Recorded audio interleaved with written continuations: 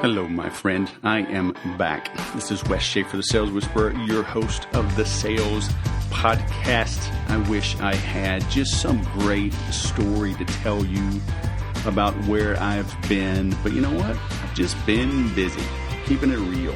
I've actually got a team now that helps polish up these episodes and get them uploaded to Libsyn and tagged and all that stuff. And then I take the notes on the episodes and I put them on the website, and then they embed the HTML for the player and whatnot. And I got pretty far ahead, and it was nice. I just took some time off, actually, and used my Mondays for some other aspects of the business. I've brought on an operations manager. I let go of VA. We brought on another VA firm to help with some technical things, outsourcing the video production of the CRM Sushi podcast.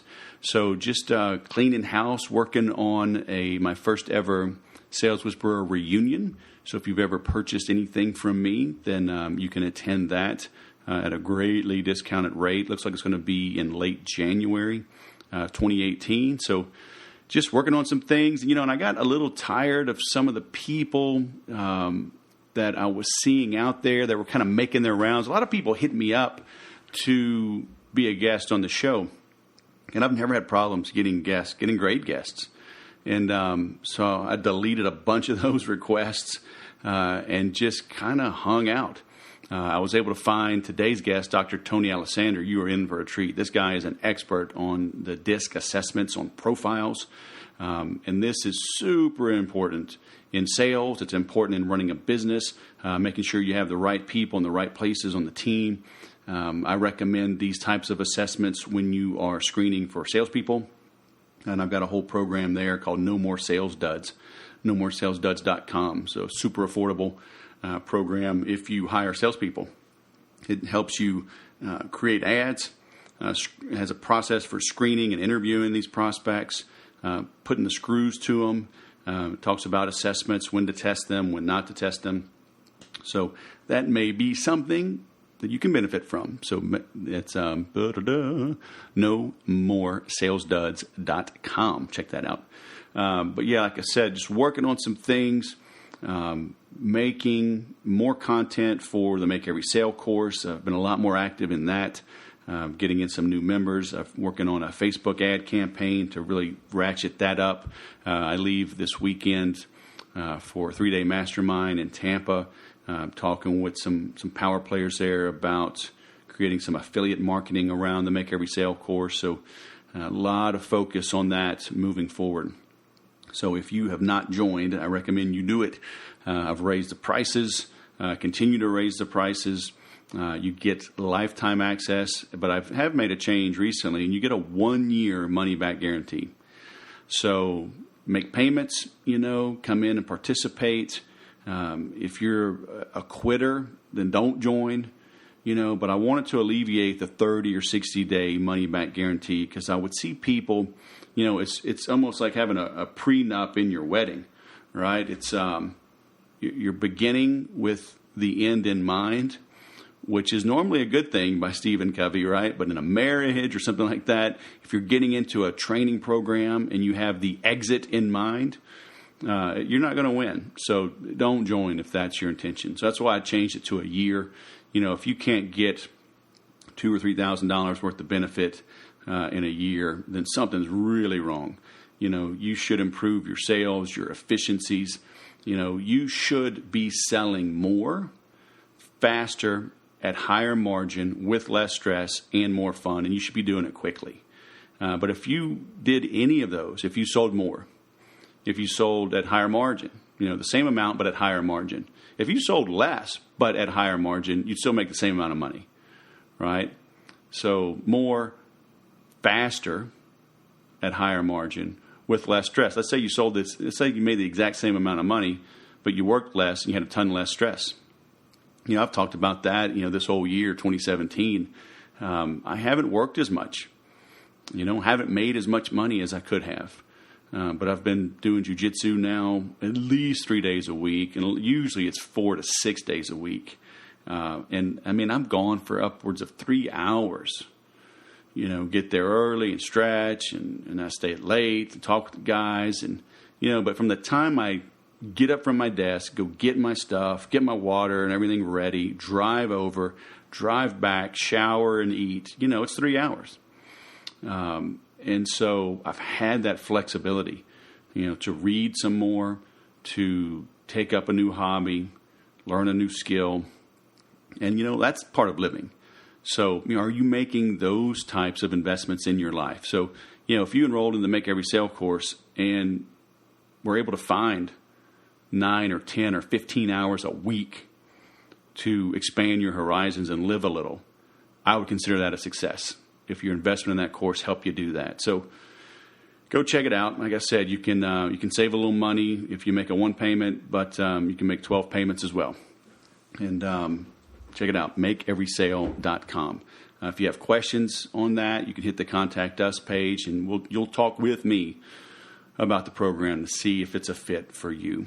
All right? And, I'm not going to use some hypnotic languaging or something to persuade you to join. If it's not right, it's not right. But if you do want to talk about it, then let's talk. Okay? But now let's listen to my talk with Dr. Tony Alessandra. Dr. Tony Alessandra, founder of the C-Suite Network.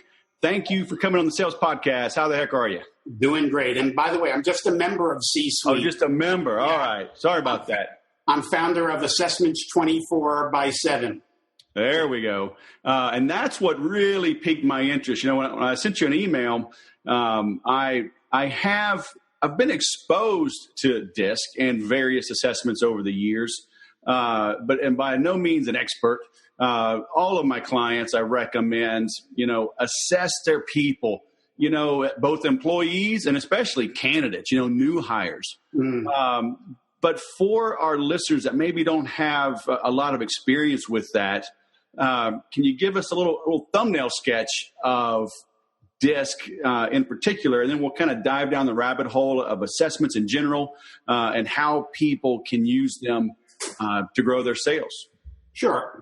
Well, at our company, Assessments24/7.com, we have DISC and we have a lot of other assessments too. So, but of course, DISC is the most widely used assessment that we have, and arguably the most widely used assessment in the world. So DISC stands for 4 basic patterns of behavior, DISC. The D stands for dominance or dominant behavior. The I for influence or interacting behavior. The S for steady, more relator, amiable type behavior. And the C for conscientiousness or cautiousness, more of a thinker and analytical type. So those are the 4 basic types.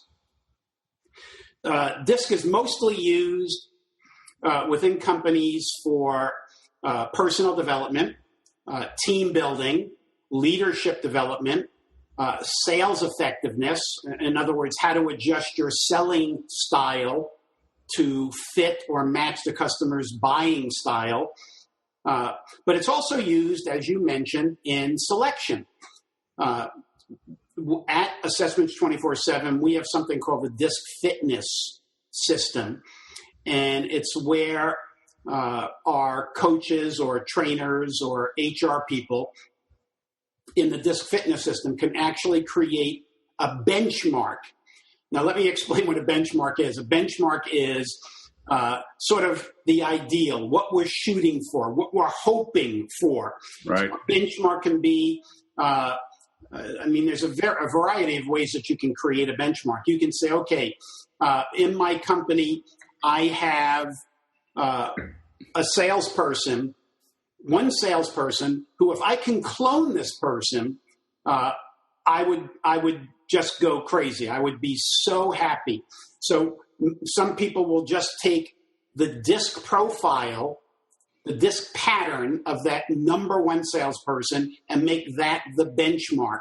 And then as they are interviewing potential sales candidates, One of the things that they do is they have every candidate take the DISC assessment, and then they match it against that benchmark. Now, the benchmark could be, let's say I want to take my top 20% of salespeople. You can go into our system and click on those top 20%. Let's say there's 4 or 8 or even 12 salespeople. It will create automatically a composite benchmark of those 12 salespeople, and then you can match the candidates against that benchmark. You could use a job benchmark. You could even do a research study, which we have done many times, where we take all of the salespeople in a company, we put them through the DISC and maybe 1 or 2 other assessments, and we look at there's some measurable criteria: sales, longevity, how long they've been in sales, how long they've been in sales with this company. There are a variety of quantitative data points that we can use to create a custom benchmark for a company. Now, Wes, I may be going way too deep on this, but anyway, that describes a little bit about DISC and a little bit about DISC used in the selection process. So why is DISC so prevalent? Because there's so many others. How did this become the leader, and are the knocks against it valid? Well, there's no question that there's a simplicity and a practicality to it. You have other concepts like MBTI, Myers-Briggs Type Indicator, a great concept, very validated concept, as is DISC, but it's 16 patterns of behavior, and each pattern is 4 letters. It's very difficult to remember. It's harder to use. It's great for an introspective look at yourself. You probably need somebody who's been certified within MBTI to debrief your report. DISC, yes, it's great if you can have a certified DISC practitioner debrief your report, but you don't need it. The beauty of DISC is it's 4 patterns of behavior. Now, I say 4 patterns, DISC. Those would be the 4 dominant patterns. But keep in mind with DISC, you actually get 2 basic scores. You get your natural score, which is basically how I am when nobody's looking, all right? My comfort zone, DISC, and I get a percentage of DISC. So it's not, I'm only a D. Right. It gives me a pattern of DISC, the percentage of each. Then the second set of DISC scores is my adapted scores. And that's how I behave when I have to, let's say, be with people in my company or play a different role where I have to adapt my pattern, to change my pattern, to reduce tension in relationships. So I think DISC, there's a lot of 4-style models out there, Wes, and I think it started with Carl Jung. Actually, it started way before that, but in modern day, 1927, Carl Jung wrote a book called Psychological Types, and he had 4 basic patterns. From those 4 basic patterns, Myers and Briggs, that's a mother and daughter team, came up with the MBTI, but also there were other people that came up with social styles. That's a 4-style model. Let's see, driver, expressive, amiable, and analytical. And of course, that's where Dr. Marston came up with his book,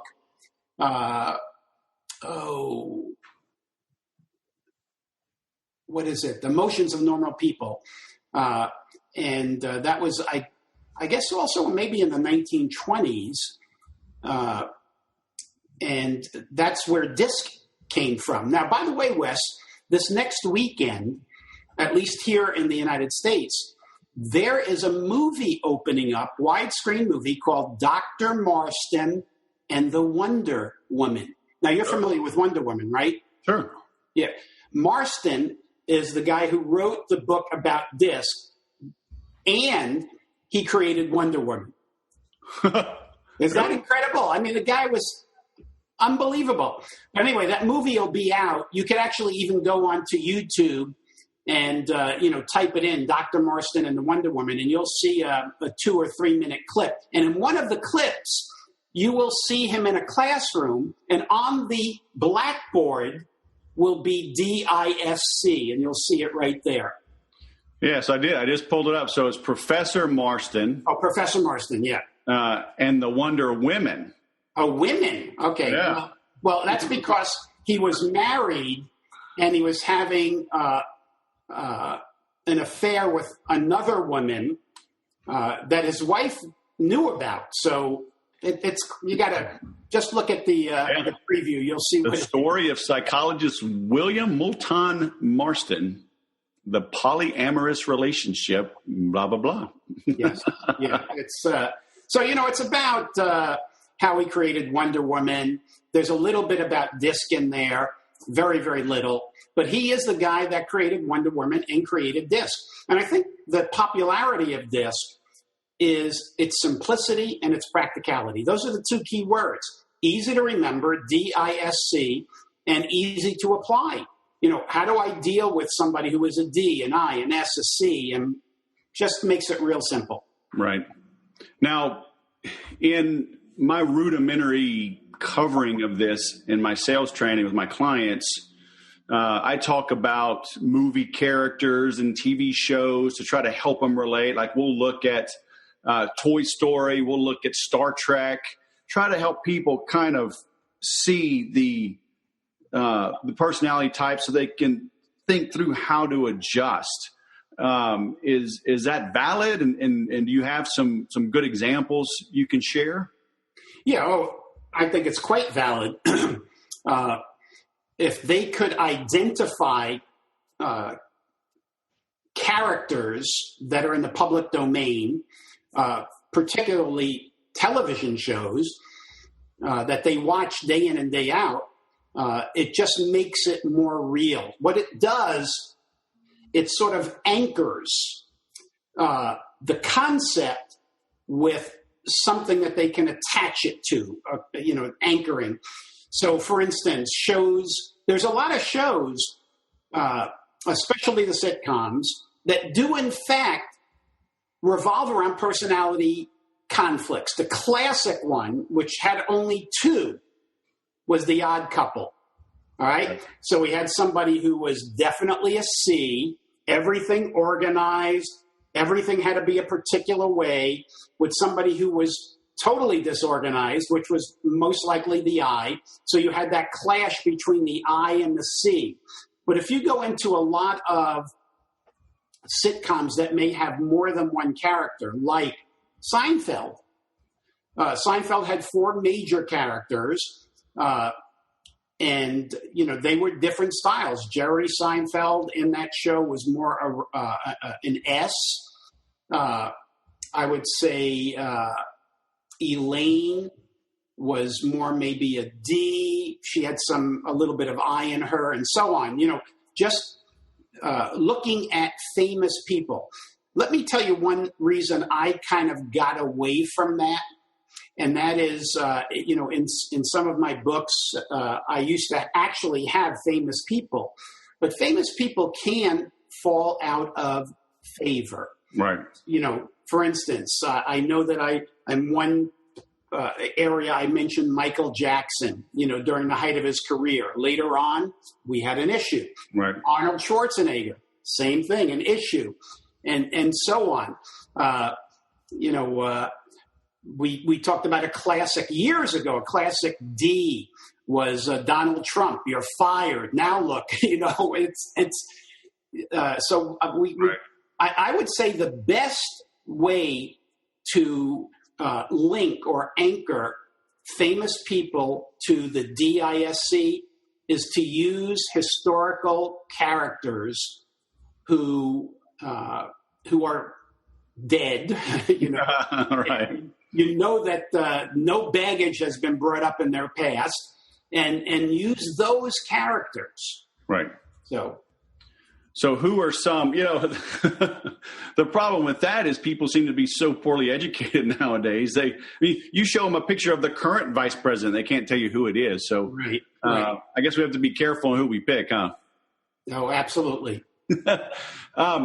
So in a sales specific standpoint, do you have some good tips on how a salesperson can quickly leverage these tools? And I always say, as salespeople, it's our job to adjust how we sell to match how the buyers buy.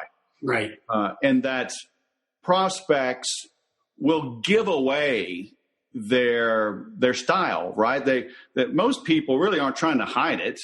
It's kind of, we are who we are, unless you're up against a really shrewd negotiator. But all in all, people are kind of open books if we know how to read the book.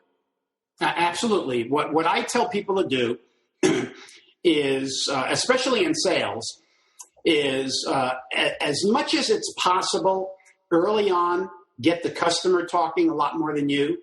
So open-ended questions. Tell me a little bit about your business. Tell me how you see the next 3 years affecting your business, your family, whatever. Just questions that get the buyer to elaborate. Now, as the buyer is elaborating, we want to make 2 either-or decisions, right?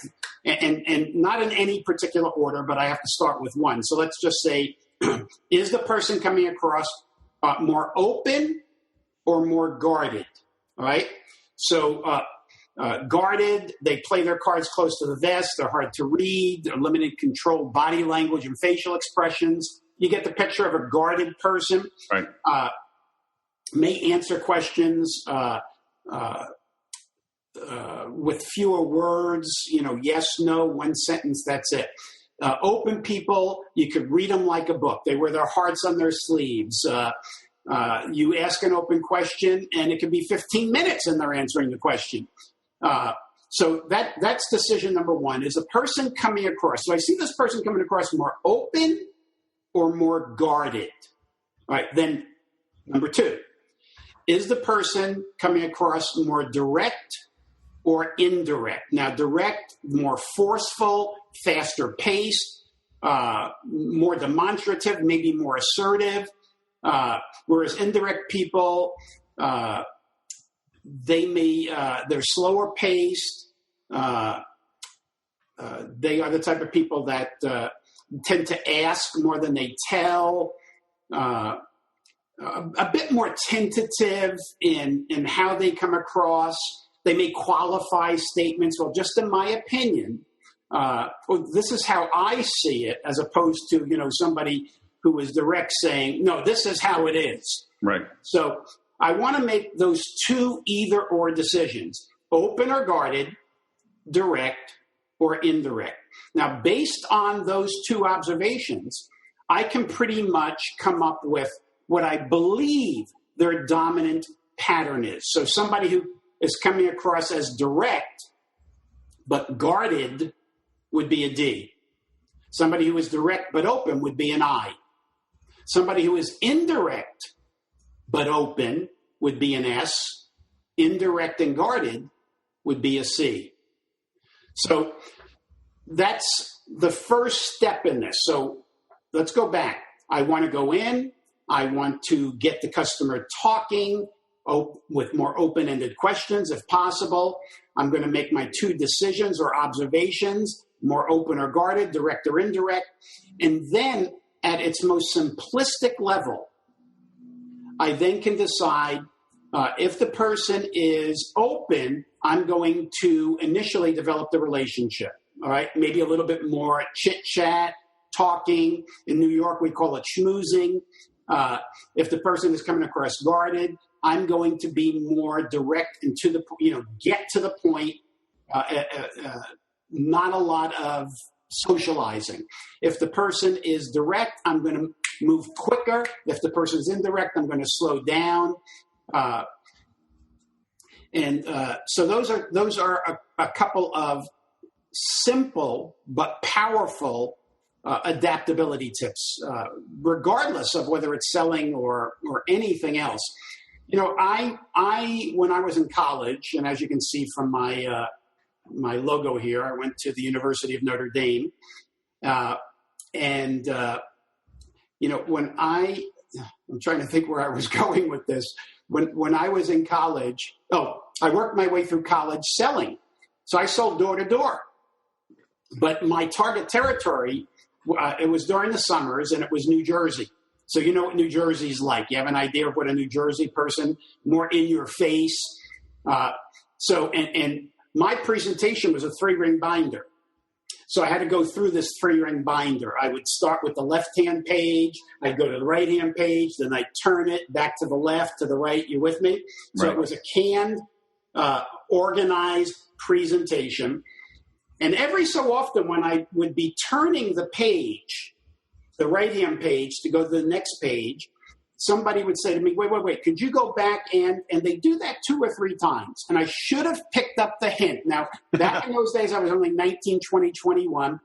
I should have picked up the hint, slow down. Yep. But because this was Jersey, I'm on the left-hand page. They would lean over and turn the right-hand page for me, basically saying, okay, I read all that. Well, they weren't supposed to, but, and I should have picked up the clue to speed up my presentation. However, back in those days, I didn't know about this concept.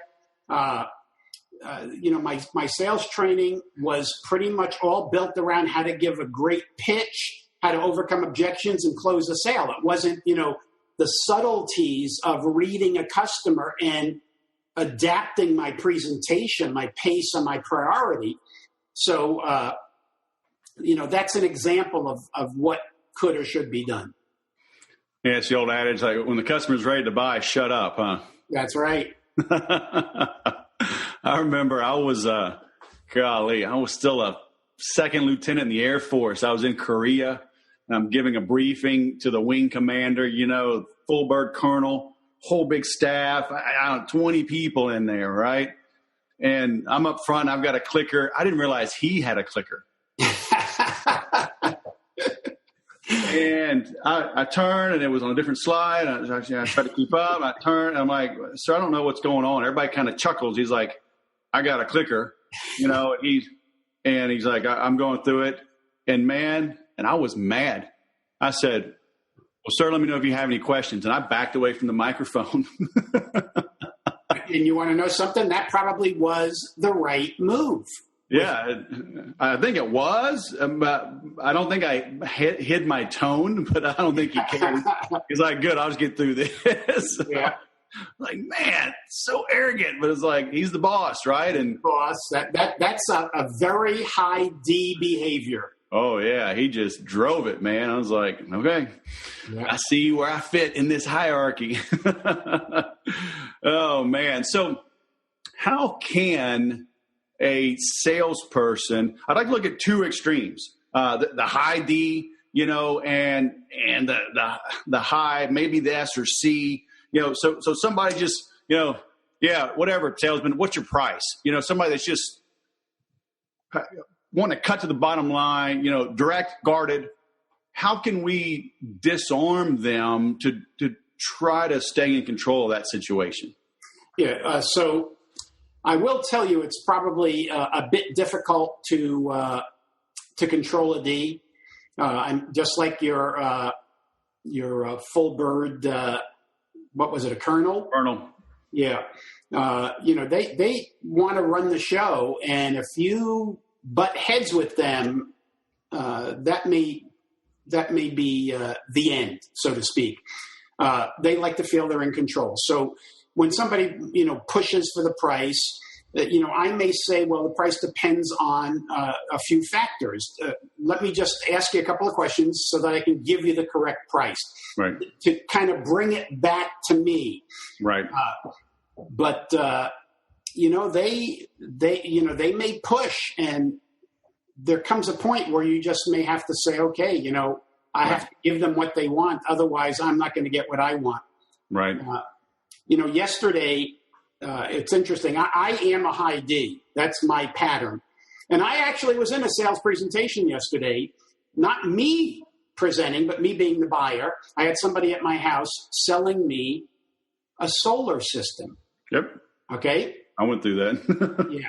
So, he's going through these things, and I have to tell you, I said to him, okay, I read all these things. I know what they are. I really want to know, what's this going to cost me?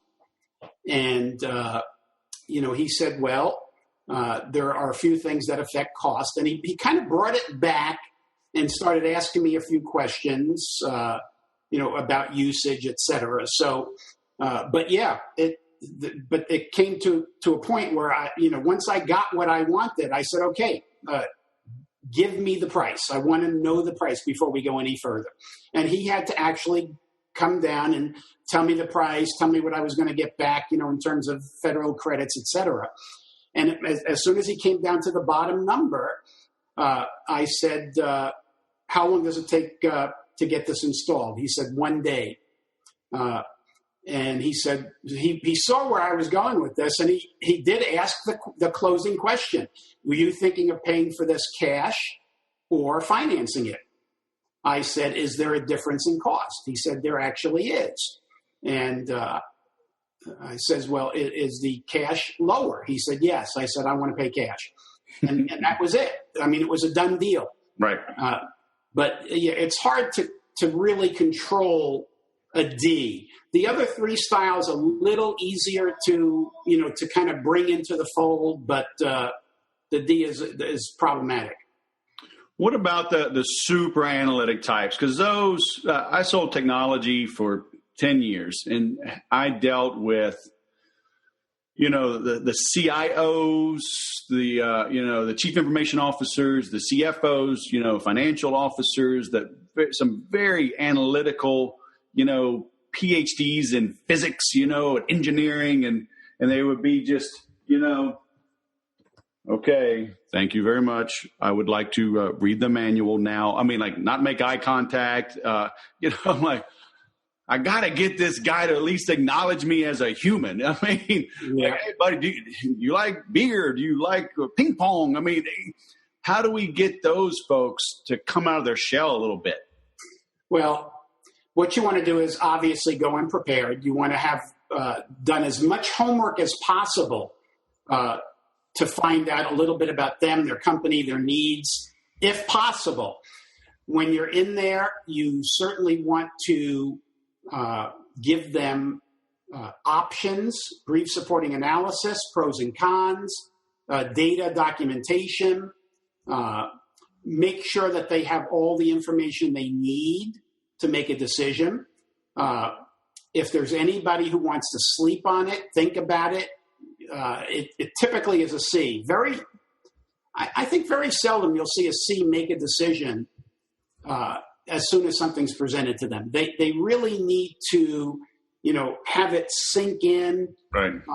Think about it, cogitate, whatever you want to call it. But what I do with a C is I just make sure that when I go through my presentation, I clarify with them, do you have all the data that you need, all the information that you need to make a decision? Is there anything else you need? When do you think you will be able to have a decision? Right. Whatever they tell me, let's say they say in a week, and let's say this is a Monday or today, a Tuesday, and I say to them, so a week would be next Tuesday. Would you mind if I do not hear from you first? Would you mind if I call you next Wednesday? Rarely will they say, or seldom, I wouldn't, not really, but seldom will they say that they mind, Right. If you don't call me first, by next Tuesday, would you mind if I touch base with you Wednesday to see what decision you've made? Right. Something along that line. But again, a lot of it is making sure I'm prepared. We stay focused. We stay on track. If there's an agenda that you are going to cover, I give it to them up front. I'll say, Wes, or Mr. Schaefer, Mr. Schaefer, there's 4 things that I'd like to cover today, this, and this. Other than those, is there anything else you want me to add to this agenda? I see it taking about 25 minutes. Is that okay? And, go through the process, make sure I leave them with the data, documentation, et cetera, answer all their questions. Don't wing it. If there's something I don't know, I'm going to tell them I do not know that. Do you mind if I get back to you on that? So it's just a different process with again, the D and the C are both task-oriented. So there's data, just the amount of data that differs between the two of them. The D's like data, but not as much as the C's. The C is slower. The D is faster. The D is more of a risk taker. The D wants 2 or 3 options with a very brief supporting analysis. The C wants all the options with preferably some documentation in writing. So there's subtle but important differences that alter my pace and my priority. Those are the 2 things: pace, faster, slower, priority, task, relationship. Right. So in describing, just so we're clear, going in prepared, understand their needs, is that both an S and a C? You're saying how to handle them? Yeah, well, again, S's and C's, again, are both indirect. They're both slower paced. They actually have a lot in common. They are more information driven. The C obviously being much more so. The C may make decisions on his or her own. They'll just evaluate all the information. The S likes to get other people involved who might be either affected by the decision or who can give some advice or direction. If I am selling something that is for, let's say, a husband and wife, or for 2 business partners, or for a committee, it really is important that I get all of them together. Even though the S may be driving it, I try to get all relevant decision makers together. Sure. Otherwise, the S, if I'm only presenting to the S alone, the S is not going to make a decision, but the S is going to now present what I presented to the S. The S is now going to present it to the other people, and not quite as good as I presented it. So sure. I'd like to get everybody involved. Here's an interesting differentiation between an S and a C. They both procrastinate. The S's procrastinate getting started. The C's procrastinate getting finished. So it tells you where to put your nudge. Right. Now, how can I identify if I'm dealing with an S versus a C? Is it the open, more cordial type would be the S, and the more withdrawn, I want to read the manual, not make eye contact, would be a C? Absolutely. It's the open versus guarded. Right. There's in a lot of my material, and I think if you go to either Alessandra.com, you can even go to some of my YouTube videos, and you'll see me describe open versus guarded, direct versus indirect, and what you look for. I use the what I call the 3 V's of communication: the verbal, the vocal, the visual. The verbal, the words they use, okay? The vocal, the inflection, the intonation, the volume, the speed, the pitch, the resonance, and then the visual.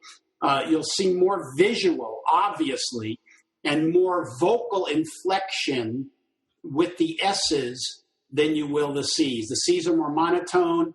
The S's have more, I guess the best word I can use is almost like music in their voice. There's more animation in their voice, and definitely more body language, more smiles, more eye contact with an S than you would see with a C.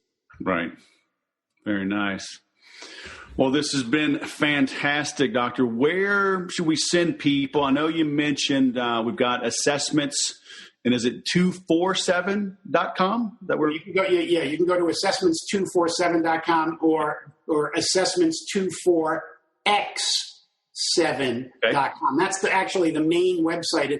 It's plural, assessments, ASSESSMENTS, the number 2, the number 4, the letter X, the number 7.com. So there's where you will find a lot of great information about assessments. You'll find our core assessments, not just DISC, but motivators, the Hartman value profile. You'll find the learning styles, the sales IQ assessment, which is really a test.